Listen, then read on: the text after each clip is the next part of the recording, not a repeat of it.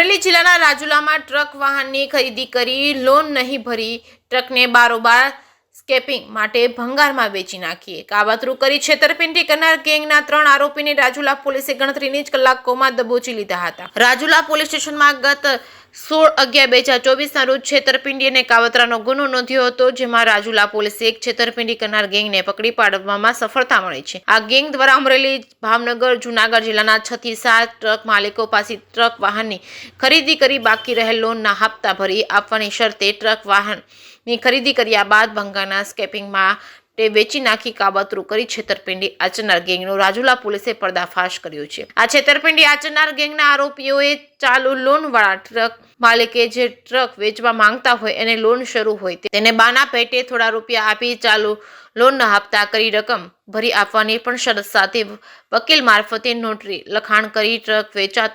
વેચાતો લીધેલ ટ્રકને ભંગારમાં સ્કેપિંગ માટે વેચી નાખી વેચાણથી લીધેલ ટ્રકને સગે વગી કરી વેચાણ આપનાર ચાલુ લોનના હપ્તા નહીં ભરી હપ્તાની ચડતર રકમ કે બાકીના પૈસા આપેલ ન હોય તે રીતે ગેંગના આરોપી સંગઠિત થઈ જે ટ્રકના માલિકે પોતાના ટ્રકનું વેચાણ કરેલ હોય તેમની સાથે કાવતરું રચી છેતરપિંડી કરવામાં આવી છે। ત્યારે રાજુલામાં પણ ટ્રક માલિકે સાથે કાવતરું અને છેતરપિંડી આચરનાર ગેંગ આરોપી ઉઝેફા શેખ તેમજ ઇમ્તિયાઝ બિહારી તેમજ દીપક ઉર્ફે કાલા નારાયણ ગોહિલની એમ કુલ 3 આરોપીને રાજુલા પોલીસે ગણતરીની જ કલાકોમાં ઝડપી પાડી ₹25,000 રિકવર કર્યા છે અને બીજા 3 આરોપીને પકડી પાડવા માટે વિવિધ દિશાઓમાં તપાસનો ધમધમાટ શરૂ કર્યો છે। રાજુલા પોલીસે કાવતરું રચી છેતરપિંડી આચરનાર ગેંગનો પર્દાફાશ કરી સફળતા મળી છે। જે કેસની ગુજરાતી સાથે કાઉશા કનોજિયા, જાફરાબાદ।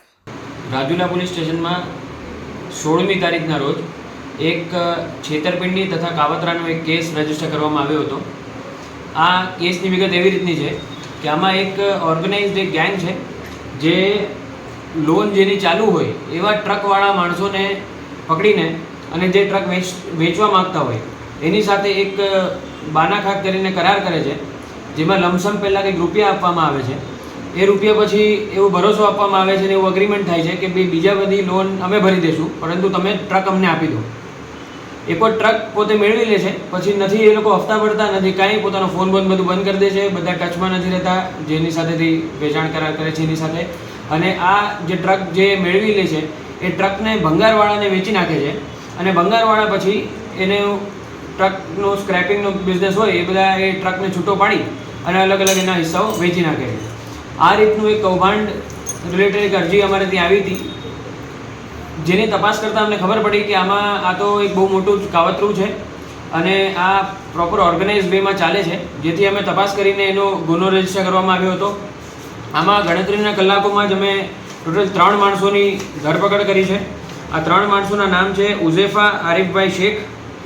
ઇમ્તિયાઝ ઉર્ફે બિહારી,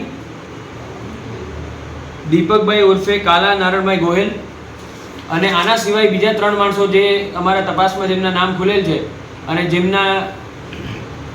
પણ આમાં એક બહુ અહેમ કાવતરામાં જેમની ભૂમિકા છે એ 3 માણસોના નામ છે અલી અસગર અલી હુસૈન લોટિયા, પંકજ ઉર્ફે બાલા તથા ઇસ્માઇલ ઉર્ફે પપલુ। આ જે ફરિયાદીએ જે ફરિયાદ કરી છે આ ફરિયાદ પછી અમને અમરેલી, ભાવનગર તથા જૂનાગઢ એમ 3 જિલ્લાના 6 થી 7 બીજા એવા માણસો આવેલા છે જે આ જ ગેંગની આ જ મોડસ ઓપરેન્ડીના શિકાર બનેલા છે અને એની પણ તપાસ અત્યારે અહીંયા ચાલુમાં છે કે આ કઈ રીતે કરે છે, ક્યાં રાખે છે અને અલગ અલગ દિશામાં એની તપાસો ચાલુ છે। આજે અહીંયાથી અમે એ જ અપીલ કરવા માંગીએ છીએ કે કોઈ પણ બીજા લોકો આ 3 જિલ્લામાં કે આની બહારના જિલ્લાના કોઈ લોકો આ સેમ ગેંગના જો તમે શિકાર બન્યા હોય કોઈ, તો એ અમારી પાસે આવે અને અમે એમને જરૂરથી મદદ કરશું। અમે જાણવા માંગીએ છીએ કે આ ગેંગે ખરેખર કેટલી આવી રીતની ટ્રકને ખરીદીને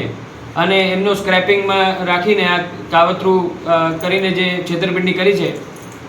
એનું એક્સટેન્ટ અમે જાણવા માંગીએ છીએ। આ પૂરી કામગીરીમાં જે છે એમાં રાજુલાના પોલીસ ઇન્સ્પેક્ટર કોલાદ્રા સાહેબ તથા PSI MF ચૌહાણ સાહેબ અને એમની ટીમે બહુ સારી ભૂમિકા ભજવી છે અને બહુ સારું તરત જ 3 આરોપીઓને અરેસ્ટ કરેલા છે અને બીજાની તપાસ અત્યારે ચાલુમાં છે।